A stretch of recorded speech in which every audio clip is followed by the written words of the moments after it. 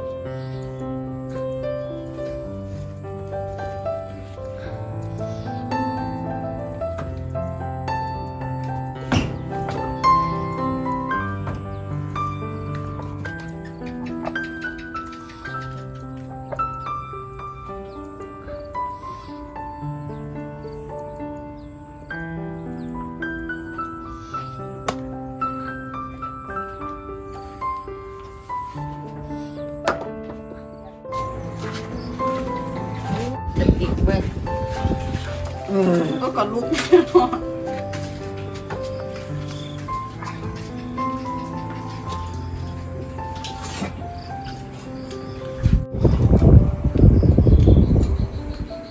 แดงเงินนึงเราหีบกี่เจ้าแดง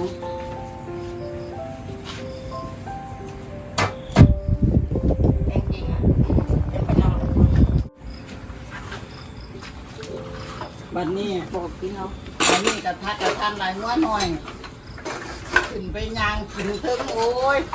ไปไล่กันเรียนแบบแยกแดงไปตั้งน้องไหนสิ ทันถือทันกินน้ำ กับปล่อยมันไปมันกับว่าไปเหยียบจักเสีย ติดหล่อโลกคนก็ได้ เอาหยามาปลูกลงให้มันขึ้น ถ้ากันตัดสิกินโลกหมูแกงก็ได้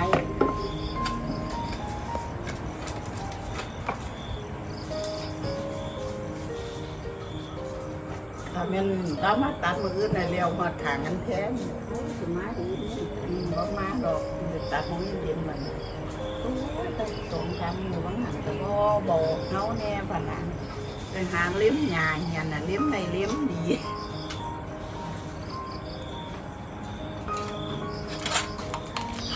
เอาไปเอาให้ดูแต่เจ้าของมากิน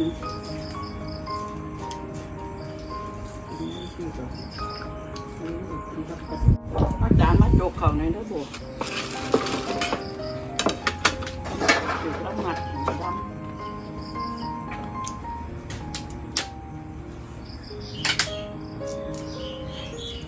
ตายแต่ไม่ให้ปอกไปเนี่ย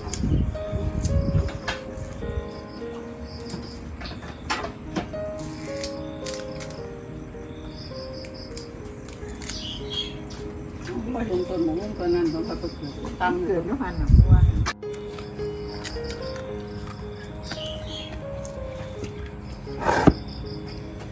เอาไปใช้เลยค่ะลมใช้หัวเลย